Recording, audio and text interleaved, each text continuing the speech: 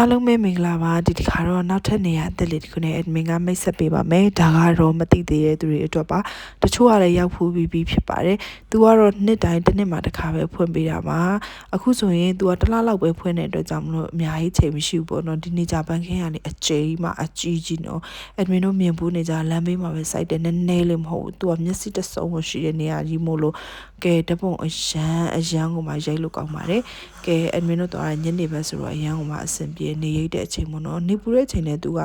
သွားတဲ့ခါမှာအရင်စိတ်ပြီးစိတ်ညစ်စရာမလိုဘူးနော်ဘာဖြစ်လို့လဲဆိုတော့သူ့ရဲ့လေအဲ့ဒီနေကြပင်ရဲ့လူတရက်ကြော်တယ်ဆိုတော့အရေးရတယ်ပေါ့နော်ကိုကအဲ့မှာဓာတ်ပုံရိုက်တဲ့ခါအရန်ကိုမှလှနေမှာပါသူကဓာတ်ပုံရိုက်ဖို့နေရာလေးလည်းပြင်ပေးထားတယ်ဝင်ကြီးကတော့တယောက်ကိုမှဘတ်20လူကြီးကတော့ဘတ်40ပေါ့နော်ကလေးကတော့ဘတ်20ပေးရပါတယ်ကဲဒီအိမ်ပေါ်မှာလည်းဓာတ်ပုံရိုက်လို့ရပါတယ်ခေါင်းမိုးပေါ်အနောက်မှာလေကားလေးရှိတယ်ခေါင်းမိုးပေါ်တက်ပြီးတော့ရိုက်လို့ရတာပေါ့နော်ဆိုတော့ကနေကြပန်းကြီးတွေနဲ့ဓာတ်ပုံရိုက်ချင်နေဆိုရင်ဒီအချိန်လေးသွားဖို့အသင့်တော်ဆုံးပါလို့အဒမင်ကအကြံပေးတယ်သူကအကြာကြီးမခံဘူးပေါ့နော်နေကြပန်းရဲ့သဘောတဘာဝအရာဆိုရင်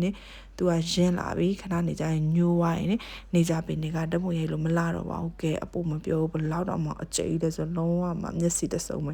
သူစီမှာကော်ဖီဆိုင်လေးလည်းရှိပါတယ်ကော်ဖီဆိုင်ကတရိပ်ဝါရဲ့အောက်မှာဆိုတော့အရန်ကမှအေးစစ်စစ်ဖြစ်တယ်ပေါ့နော်နောက်တစ်ခုကကျတော့အထောင်းဆိုင်လေးလည်းရှိတယ်